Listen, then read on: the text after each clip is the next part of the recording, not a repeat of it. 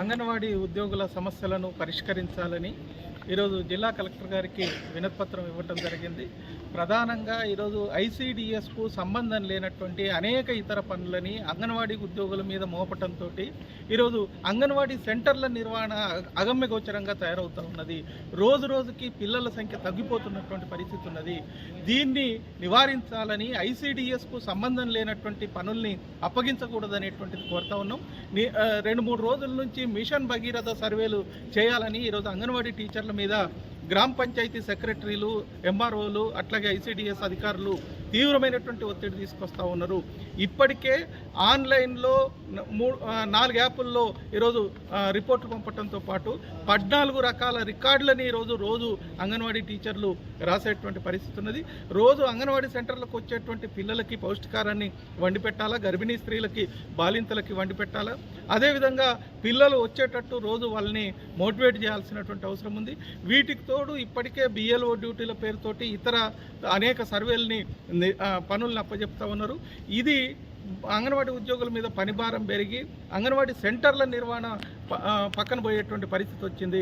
దీని మూలంగా అధికారులు గత వారం 10 రోజులుగా, నెల రోజులుగా తనిఖీలు చేస్తూ అంగన్వాడీ టీచర్ల మీద వేధింపులు పెంచడం జరిగింది.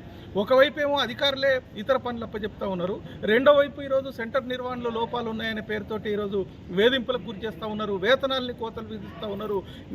వారం రోజులు, 10 రోజులు, 15 రోజుల వేతనాలు కూడా కోతలు పెట్టినటువంటి పరిస్థితి ఉన్నది. ఇది మానుకోవాలనేటువంటిది కోరుతా ఉన్నాం. ఈ రకమైనటువంటి వేధింపులు మానుకోకపోతే అధికారులకు వ్యతిరేకంగా పోరాటం చేయాల్సి వస్తుందని హెచ్చరిస్తా ఉన్నాం.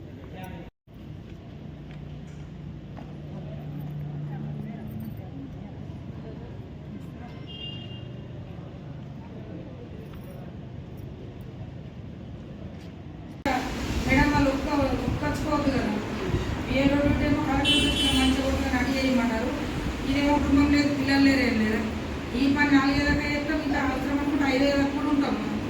తర్వాత మళ్ళీ సాయంత్రం మీద పొద్దు ప్రతి ఒక్కళ్ళు మూల అయినా బియ్యలో ఉన్నోళ్ళు అన్ని బాధలు పెడుతుంది కాబట్టి వాళ్ళ పని లేదా వాళ్ళ గవర్నమెంట్ చెప్పినట్టు ఇమ్మంటారు. ఎటు చూసినా కానీ అందుకోసమని అవన్నీ తప్పాలంటే మనం కట్టే నిర్ణయం తీసుకున్నాము. ఇప్పుడు ఆర్మూర్ ప్రాజెక్ట్ నుంచి మన గోదావరి మాట్లాడవలసిందిగా ఆన్లైన్ సర్వే, ఆన్లైన్ కోర్సు, దీనివల్ల